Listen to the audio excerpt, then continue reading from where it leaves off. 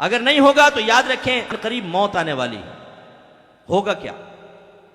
جب گناہگار آدمی مرتا ہے، جس نے علم دین نہیں سیکھا، جو نبی کریم صلی اللہ علیہ وسلم کے احکام کو سن کر اس کا چہرے کا رنگ بدل جاتا ہے، جو ناگواری محسوس کرتا ہے، جو دیندار کو سامنے سے آتا دیکھے تو راستہ بدل کے نکل جاتا ہے، جو دور سے دیندار کو آتا دیکھے، ہادی ہدایت دینے والے کو دیکھے تو دوستوں سے کہتا ہے یار یہ پھر مولوی آگے نماز کا کہے گا۔ جب اس کا انتقال ہوتا ہے تو بڑی سخت موت آتی، سخت ترین موت۔ لوگ سمجھتے ہیں بڑا آرام سے مر رہا ہے، لیکن بے نمازی کی موت، ماں باپ کی آنکھوں میں آنکھیں ڈال کے بدتمیزی کرنے والے کی موت، ماں بہن کی گندی گندی گالیاں دینے والے کی موت، اپنی طاقت کا بیجا استعمال کر کے غریبوں، مظلوموں، کمزوروں کو دانت توڑنے مارنے والوں کی موت آتی ہے، حرام کمانے والوں کی موت آتی ہے، اپنی بیوی کو کمزور جان کر ایک شوہر ہونے کے، حاکم ہونے کے احساس کے ساتھ اس کو ذلیل کرنے اور بچوں کے سامنے بے عزت کرنے والے کی موت کی باری آتی ہے تو بڑی دردناک موت ہوتی ہے۔ بالکل ایسا محسوس ہوتا ہے روایات میں جیسے کسی نے کانٹے دار ایک شاخ پورے بدن پہ ماری ہو، زور سے ماری اور کانٹا ہر رگ میں گھس گیا ہو اور پھر اس کو کھینچا جائے، ایسا موت باہر نکلتی۔ جبکہ نیک پرہیزگار مومن کے بارے میں سرکار نے فرمایا کہ اس کی روح ایسے نکلتی ہے جسے آٹے میں سے بال نکال لیا جائے، یہ مشق کو الٹا کیا جائے تو اس میں سے قطرہ ٹپکتا ہے، بس ایسے موت باہر نکل جاتی۔ ایک نیک نوجوان تھا جو ہم بننا نہیں چاہتے، وہ سفر کر رہا تھا، بنی اسرائیل کا واقعہ ہے، ملک الموت علیہ السلام سامنے تشریف لے آئے، پہلے موت کا فرشتہ سامنے ظاہر ہو کر روح قبض کیا کرتے تھے۔ اس نوجوان سے کہا کہاں جا رہے ہو؟ کہا کہ حضور میں ذرا کام سے جا رہا ہوں۔ فرمایا جانتے ہو میں کون ہوں؟ کہا کہ نہیں۔ کہا میں ملک الموت ہوں، موت کا فرشتہ۔ ہم جیسا ہوتا تو کانپ جاتا، کیونکہ ہماری حرکتیں ایسی ہیں، مرنا نہیں چاہتے، ہم میں سے کوئی بھی مرنا نہیں چاہتا، ہم چاہتے ہیں 100 سال تک زندہ رہیں، لیکن اس لیے نہیں کہ بعد میں توبہ کر لیں، بلکہ اس لیے تھوڑے اور مزے کر لیں۔ اس نوجوان نے جب یہ سنا تو خوش ہو گیا، کہنے لگا مرحبا، آپ بہت دیر سے آئے، میں تو آپ کو بہت دن سے انتظار کر رہا تھا، جلدی سے میری روح قبض کریں تاکہ میں اپنے رب کی بارگاہ میں پہنچوں۔ ملک الموت علیہ السلام نے فرمایا کہ نہیں، اللہ تعالیٰ نے مجھے حکم دیا ہے کہ میں تھوڑی سی مہلت دے دوں، کوئی کام کرنا کر لے۔ اس نے کہا یہ بتائیے کہ رب سے ملاقات سے بڑھ کر اور کوئی کام ہو سکتا ہے؟ ملک الموت علیہ السلام نے فرمایا بہرحال ہم تو حکم کے پابند ہیں، اللہ نے حکم دیا ہے کہ آپ کو مہلت دیں۔ اس نے کہا اچھا، اگر میرے رب کی یہی مرضی ہے تو میں آپ سے گزارش کرتا ہوں، کیا گٹکا کھا لوں، لڑکی کو میسج کر دوں، ماں سے ذرا مل لوں، بیوی بچوں کو دیکھ لوں آخری بار، اپنے کاروبار کسی کے حوالے کر دوں؟ نہیں۔ اس نوجوان نے کہا بس مجھے اتنی مہلت دے دیں، میں تازہ وضو کروں اور 2 رکعت نماز پڑھوں، جب میں نماز کے سجدے میں جاؤں تو آپ میری روح قبض کر لیجیے گا۔ اور ملک الموت علیہ السلام نے ایسی اس کی روح قبض کر لی۔ لیکن ہمارا انجام ہو سکتا ہے بڑا دردناک۔ اس کے بعد ہمارے چاہنے والے ہمیں تختہ غسل پہ لٹائیں گے، ہمارے کپڑے اتار دیے جائیں گے۔ ابھی اگر میں کہوں اپنا قمیض اتار دو، اب بھرے مجمع کے سامنے چاہے بنیان پہنا ہو نہیں اتار سکیں گے، مرد ہونے کے باوجود شرم آئے گی، لیکن مرنے کے بعد انسان کے کپڑے اتار دیے جاتے ہیں، اگرچہ ستر ڈھک دیتے ہیں لیکن بہرحال بے بس لاچار پڑا ہوتا، جہاں مرضی پانی ڈالیں، کان میں ڈالیں، ناک میں چلا جائے، پڑے ہوئے صاحب۔ اس کے بعد ہمیں صاف کیا جائے گا، پھر کفن پہنایا جائے گا۔ ویسے ایک آدمی کی آنکھیں بند ہوتی ہیں لیکن شعوری آنکھیں کھلی ہوتی ہیں، اسے سب محسوس ہو رہا ہوتا ہے میرے ساتھ کیا کیا ہو رہا ہے، اور اس کے دل میں اگرچہ حقیقی دل رک چکا ہے لیکن احساسات باقی ہوتے ہیں، ایک وحشت پیدا ہو جاتی ہے، اس کو دل اگر زندہ ہو تو نہ دھڑکتا تیز تیز تیز تیز کہ ارے یہ تو وہی وقت آ گیا جس کے بارے میں سوچتا بھی نہیں تھا، اگر کوئی موت کا ذکر کرتا تو مجھے برا لگتا تھا، میں نے سارا دن موت کے ذکر کو فراموش کرتا رہا، انجوائمنٹ میں لگا رہا، لیکن آج وہی ہو رہا ہے۔ اس کے بعد پھر ہمیں گھر والوں کے سامنے پیش کیا جائے گا، آخری مرتبہ دیکھ لو، اس کے بعد یہ کبھی نہیں آئے گا۔ عورتیں چیخ رہی ہوں گی، رو رہی ہوں گی، اگر آپ شادی شدہ ہیں آپ کی بیوی رو رہی ہوگی، آپ کے بچے رو رہے ہوں گے، آنکھیں بند ہیں، نظر سارا آ رہا ہے، شعوری بلوغت اور شعور اپنے بلوغ تک پہنچا ہوگا، بالکل عروج تک، ہر چیز محسوس ہو رہی ہوگی، اگر لوگ روئیں گے اس سے دل دکھے گا، رنجیدہ ہوگا، لیکن یہ نہیں کر سکتے کہ اپنے بچوں کے سر پہ پیار سے ہاتھ پھیرتے کہ بیٹا رو نہیں، دل تڑپ رہا ہوگا، لیکن بس دیکھ لیا بھائی اٹھاؤ اس کو، جنازہ گاہ پہ لے کے جاؤ۔ آج سے پہلے ہم نے ڈولیاں اٹھائی تھیں، آج ہمیں اٹھا کے لے کے جائے گا اور ہمیں رکھ دیا جائے گا، لوگ جنازہ پڑھیں گے۔ آپ ذرا غور کریں،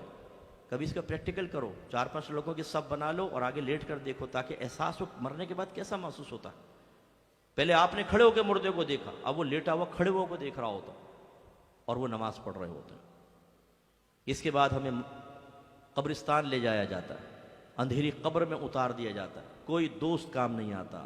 بیوی دور، بچے دور، جگری یار دور، رشتہ دار دور، ابا چلے گئے، بھائی بہن چلے گئے، ڈھکا قبر بند، ختم۔ اس کے بعد آئیں گے منکر نکیر۔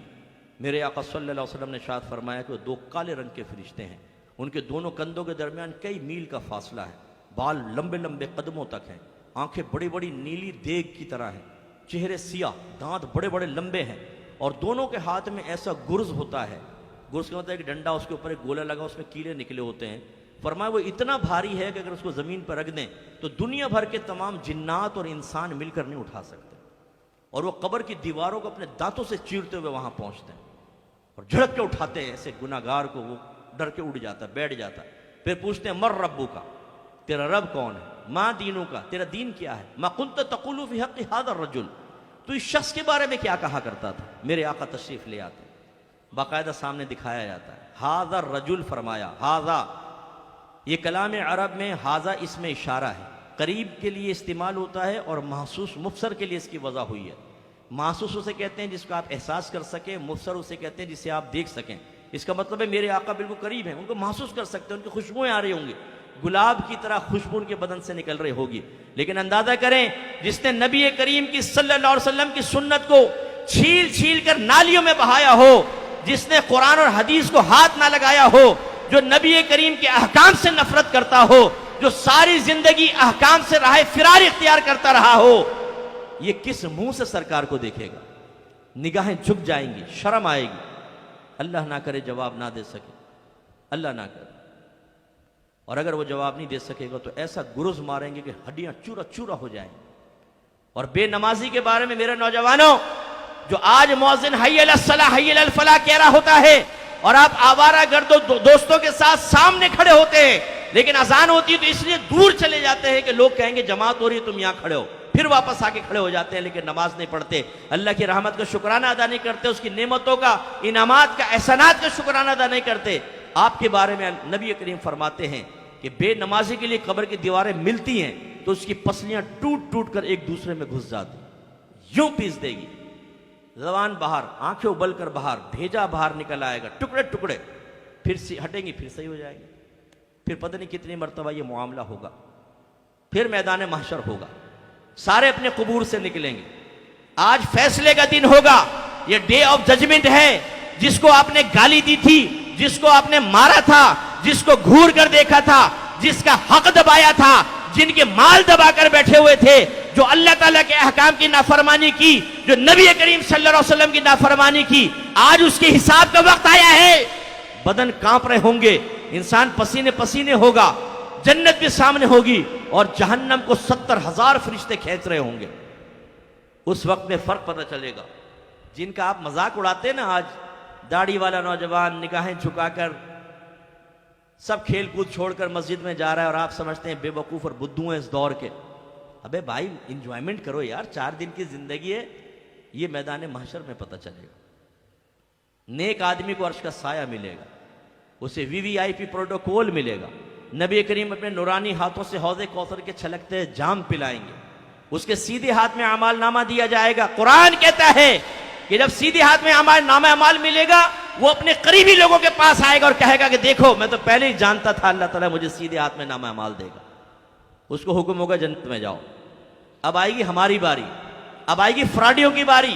اب آئے گی اللہ کی نعمت کھا کر اس کے دشمن شیطان کی اطاعت کرنے والوں کی باری، اب آئے گی ان کی باری جو علماء کے قول سن کر ناراض ہوتے تھے لیکن نفس کی غلامی میں شیر تھے، وہ جب وہاں پہنچیں گے ہلتے کانپتے ہوئے، اگر اللہ ناراض ہوا جہنم میں جانے کا فیصلہ ہوگا۔ حدیث غور سے سنیے گا، آپ کے نبی نے ارشاد فرمایا صحابہ سے، صحابہ کیا تم جانتے ہو کہ مفلس کون ہوتا ہے؟ کنگال، مفلس۔ صحابہ کرام نے عرض کی ہم تو کنگال اس کو کہتے ہیں جس کے پاس نہ دراہیم و نہ دنانیر۔ سرکار نے فرمایا لیکن میری امت کا مفلس وہ ہوگا جو بروز قیامت بہت ساری نیکی لے کر آئے گا، زکوٰۃ بھی ہوگی، نماز بھی ہوگی، حج بھی ہوگی، صدقات بھی ہوں گے، لیکن اس نے کسی کو مارا ہوگا، کسی کو گالی دی ہوگی، کسی کا حق دبایا ہوگا، کسی کے ساتھ اور دوسرے معاملات کیے ہوں گے، تو اس کی کچھ نیکیاں یہ لے جائے گا، کچھ نیکیاں یہ لے جائے گا، کچھ نیکیاں یہ لے جائے گا، حتیٰ کہ اس کے نام اعمال میں کوئی نیکی نہیں رہے گی تو اللہ تعالیٰ اس کو جہنم میں ڈلوا دے گا۔ اور ایک روایت میں فرمایا اگر تم پر کسی کا حق ہے تو دنیا میں دے دو، ورنہ میدان معاشر میں تمہاری نیکیاں دوسروں کو دی جائیں گی، اور اس سے حساب و کتاب پورا نہیں ہوگا تو ان کی برائیاں نکال کر تمہارے نام اعمال میں ڈال دی جائیں گی، اور ایسا آدمی بھی جہنم میں ڈالا جائے گا۔ تو میرے بچوں، ہم مسلمان ہیں، ہم صحیح العقیدہ مسلمان ہیں، موت کب آئے گی ہمیں نہیں پتا، اللہ نے معاملہ مخفی رکھا ہے، ہو سکتا ہے یہ میرا آخری بیان ہو، اس کے بعد مجھے بیان کا موقع نہ ملے، اور یہ ہو سکتا ہے آپ کا آخری بیان ہو، اب آپ کا جنازہ ہی اٹھنے والا ہو۔ سوچئے پھر اللہ کی بارگاہ میں جا کر اس موجودہ زندگی کا کیسے حساب و کتاب دیں گے۔ خدا را اپنے نبی کی تلقینات کو سنیں اور ان کی فرما برداری کی طرف آئیں۔ آپ کے نبی نے فرمایا ہر شخص کے 3 دوست ہوتے ہیں، ایک کی دوستی جیسے ہی موت ہوتی ہے ختم ہو جاتی ہے، دوسرا قبرستان تک ساتھ ہوتا ہے، جیسے قبر میں دفناتے ہیں اس کی دوستی بھی ختم، اور تیسرا قبر میں بھی ساتھ ہوگا اور میدان محشر تک بھی ساتھ رہے گا، حتیٰ کہ جنت دوزخ تک۔ پھر تفصیل بیان کی، فرمایا اس کا پہلا دوست اس کا مال ہے، آپ کی موٹر سائیکل، آپ کی گاڑی، آپ کی سائیکل، آپ کے لباس، آپ کے جوتے، آپ کا پیسہ، بینک بیلنس، یہ آپ کا پہلا دوست ہے۔ جیسی موت آئی رشتہ ختم، سب چیزیں اب کسی اور کی ہو گئی۔ دوسرا فرمایا اس کا دوست ہوتے ہیں جو دوست احباب اور رشتہ دار ہیں، یہ قبر تک ساتھ ہوتے ہیں، لیکن جیسے قبر میں ڈالتے ہیں ان کی دوستی بھی ختم، یہ بھی واپس آ جاتے ہیں۔ تیسرا فرمایا دوست نیک یا برا عمل ہے جو قبر میں بھی ساتھ ہوگا، آخرت میں۔ اب آپ اندازہ کریں کہ آپ کسی جہاز میں سفر کر رہے ہوں، ٹرین میں سفر کر رہے ہوں، بس میں سفر کر رہے ہوں، ہم نے بھی کیے ہیں، بعض وقت بات چیت شروع ہو جاتی ہے تو بس لمیٹڈ بات کرتے ہیں، بھئی آپ کہاں رہتے ہیں، یہ وہ 2-4 اس نے سوال کیے، ہم نے کر لیے، زیادہ دوستی نہیں بڑھاتے، ہمیں پتہ ہے اس کے ساتھ عارضی ہے، لیکن اگر اپنے رشتہ دار ہوں تو ان کے ساتھ تو گھل مل کے بات کرتے ہیں، گھر آتے ہیں تو طویل ان کے ساتھ رہنا ہے، وہ الگ رویہ ہو جاتا۔ ایسے سوچئے جس کے ساتھ آپ کی دوستی مختصر سی ہے اس سے کم دل لگائیں۔ میں نہیں کہتا آپ مال نہ کمائیں، حلال مال کمائیں، اس کے حلال کمانا عبادت ہے، لیکن اس دنیاوی مشاغل کے اندر اتنے زیادہ مصروف نہ ہو جائیں، جیسے آپ مریں گے سب ختم ہو جائے گا۔ آپ گھنٹوں گھنٹوں ہیئر اسٹائل سیٹ کرتے رہتے ہیں، آپ مہنگے مہنگے لباس لے کر آتے ہیں متاثر کرنے کے لیے، اپنے ظاہر کو سنوارتے ہیں، یہ سب ختم ہو جائے گا۔ جیسے مریں گے آپ کی مونچھیں وونچھیں کوئی کام نہیں آئیں گی، یہ سب پڑنگ نیچے گر جائیں گے، صاحب حال خراب ہوگا۔ 4 دن بعد ماں دیکھ لے تو چیخیں مار کے بھاگ جائے آپ کے پاس سے۔ حشر یہ ہونے والا ہے قبر کے اندر، کیونکہ آنکھیں بہہ کر باہر آ جائیں گی، ناک پھٹ جائے گی، کیڑے مکوڑے کھا جائیں گے، دانت گر جائیں گے، سارے جھڑ جائیں گے، بالکل ہڈیوں کا ڈھانچہ ایسے غلاظت، اور اتنا گندا ہو جائے گا آدمی کہ دیکھ کے لوگ کانوں کو ہاتھ لگائیں گے۔